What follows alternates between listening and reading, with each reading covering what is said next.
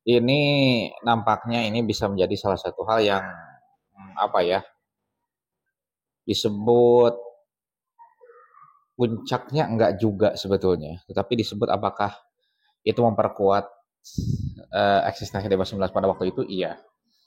Ya kalau lu nggak asing dengan nama Republik Cinta, lu pasti mengenal dulu itu RCM ya. Gua nggak tahu di kelangsungan RCM sampai sekarang tuh gimana, apakah masih ada atau enggak ya.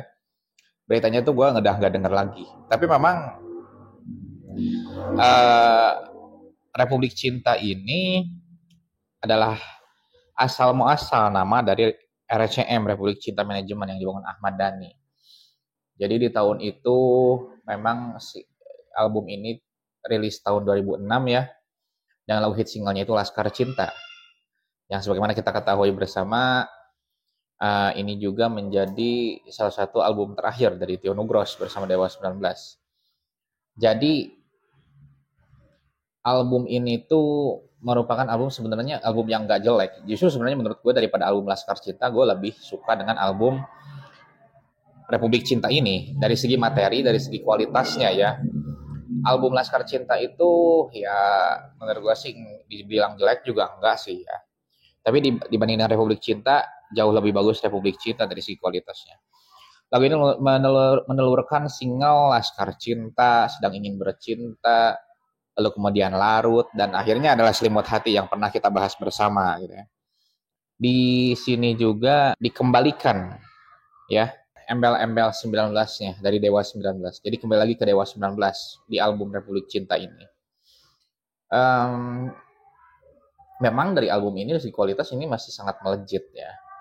Karena lagu ini tuh lagu yang kalau menurut gue pribadi ini sebetulnya album yang rocknya itu lebih kerasa dibanding album Dewa 19 lainnya di era Once. Menurut gue pribadi. Ya, ya memang rock yang lebih berkualitas ya. Karena di album ini tuh nuansanya memang pada waktu itu adalah Dewa 19 yang ingin merambah ke panggung internasional. Makanya di lagu ini juga ada lagu yang dari Queen, I Want to Break Free. Tetapi jangan dilihat ini sebagai plagiat ya. Buat lo yang belum paham bahwa bisa aja sebuah lagu, sebuah karya itu dibeli ya, dibeli karyanya atau dibayarkan ke yang memilikinya. Nah dalam hal ini Dhani membeli lisensi lagu dari berdasarkan liriknya itu I Want to Break Free. Dan sebenarnya diakui Dhani, banyak sekali Dhani itu membeli hak cipta dari beberapa lagu internasional yang dijadikan menjadi salah satu lagu-lagu single dari Dewa 19 itu sendiri. Kayak gitu. Dan lagu ini memang banyak sekali lirik-lirik yang bahasa Inggrisnya. Jadi Flower in the Desert, lalu Live On,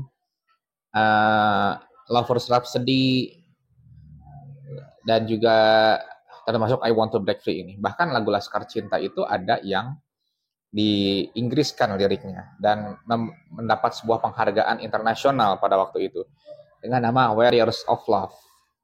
Kayak gitu. Jadi album ini memang album punya memiliki kesan tersendiri oleh Dewa 19, tetapi ini juga menjadi akhir dari puncak karir Dewa 19. Kenapa?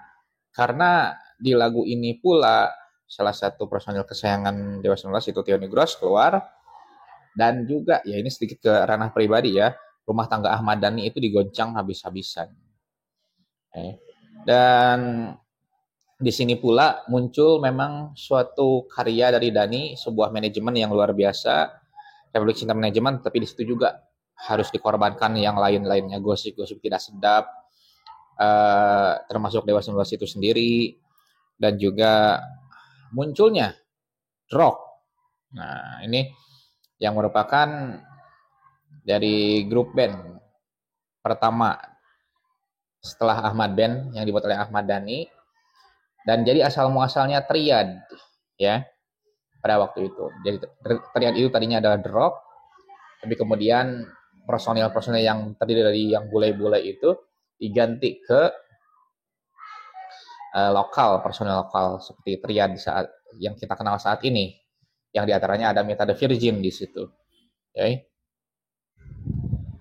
Jadi album ini apa ya? Di sisi lain seperti kebangkitan setelah album Laskar Cinta, tetapi di sisi lain juga seperti puncak dari karya Dewa 19 itu sendiri. Ya oke, ada Kerajaan Cinta, setelah itu yang hanya memuat 2 buah lagu, Dewi dan Mati Aku Mati, dan setelah itu bye. Dewa 19 itu menurunnya itu nukiknya itu drastis banget. Karya sejak saat itu nggak ada lagi. Adapun karya sebagai perempuan paling cantik di negeri Indonesia, ya dan yang terakhir sampai akhirnya adalah Bukan Cinta Manusia Biasa. Gue ngerasain banget pada waktu itu bagaimana ketika banyak-banyaknya proyek yang digawangi oleh para personel Dewa 19 sampai vakumnya, sampai dinyatakan bubarnya, sampai ada statement dari Dhani bahwa bahkan kita hampir mau bubar katanya kan gitu ya. Tapi melihat dari antusias bala dewa kita nggak jadi, dan itu kan memang sangat menyayat hati juga ya kalau pada waktu itu Dewa akan bubar seperti apa. Meskipun pada akhirnya bubar juga tahun 2011 kan gitu.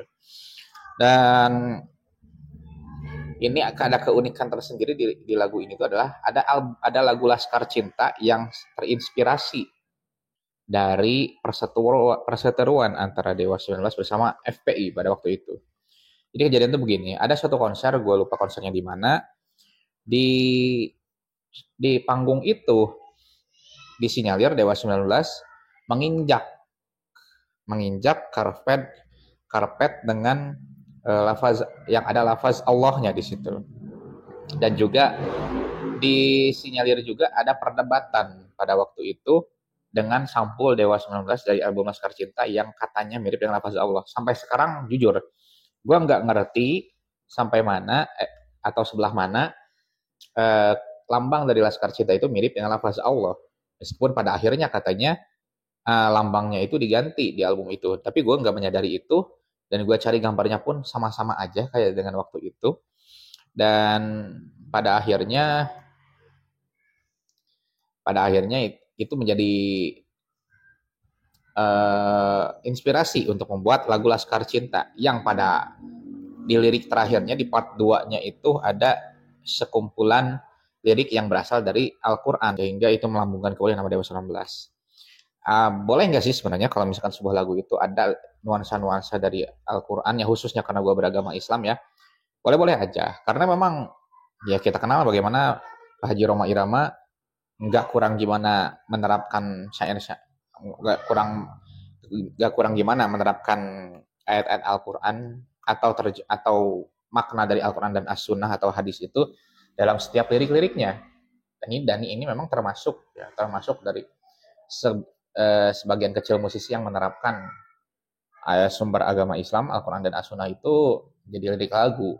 Ya meskipun memang ada yang samar, ada yang memang terang-terangan seperti Laskar Cinta ini, kemudian tapi nggak utuh ya.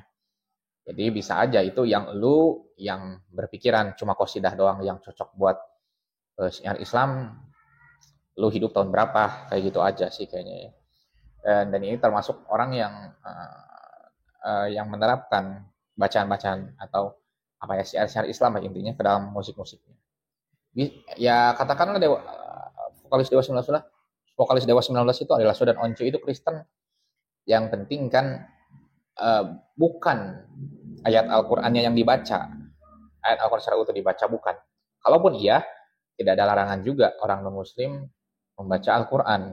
Bahkan nggak sedikit pula yang hafal Al-Quran, orang-orang non-muslim. Di antaranya adalah Cristiano Ronaldo. Yaitu bisa baca Al-Quran, tapi ya sampai saat ini belum masuk Islam atau entah gimana, kita nggak tahu, karena itu suatu hidayah ya. Tapi yang jelas gue di sini itu kan ingin ya melebarkan pikiran terkhusus pada teman-teman semuanya, sahabat-sahabat semuanya, subscriber semuanya yang gue hormati, agar bisa berpikir luas lah kayak gitu. Enggak hanya berpikir selewat, enggak hanya berpikir ini salah itu salah, apalagi berpikir salah dikit jadi salah semuanya, enggak kayak gitulah. Kayak gitu ya. Jadi gue pun selalu menyajikan di balik apa yang gue sampaikan, di balik topik yang gue berikan, ada keluasan berpikir yang bisa menjadi referensi lu semuanya kayak gitu. Ya segitu yang gue sampaikan. Thanks for watching.